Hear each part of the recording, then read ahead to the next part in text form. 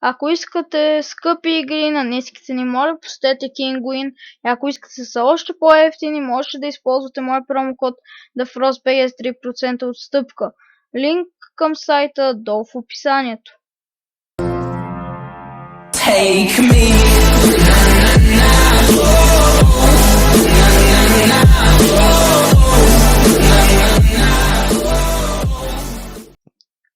И здравейте хора, днес, както виждате, имам нов банер и нов картина, ще му казва, защото не съм сигурен точно как се казва. И добре.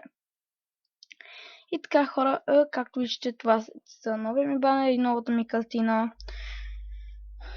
Искам да ви питам нещо в този клип и това е дали искате да направя Facebook страница, всичко зависи от вас.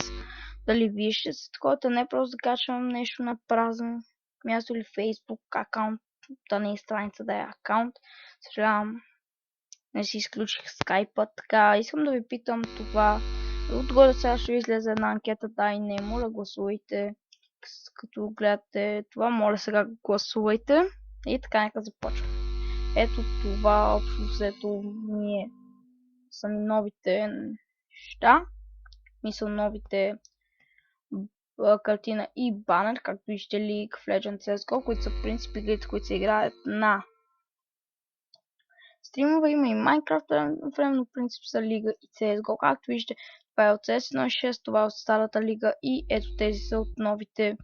Да, това между другото станало яко така. Ето това е човекът, който ми ги направи. С него не започнахме много добре, но пък все пак се разбрахме.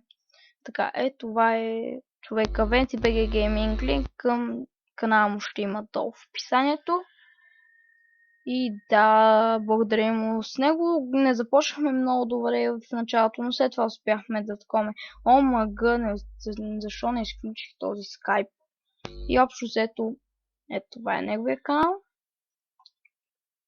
И той лично ми направи това, както виждате, неговата картинка е подобна, но няма нищо. Това е новият ми облик на канала, така да се каже. Благодаря му, сега ще излезе неговият канал и предишният клип. Моля, абонирайте се за него, за мен и това е.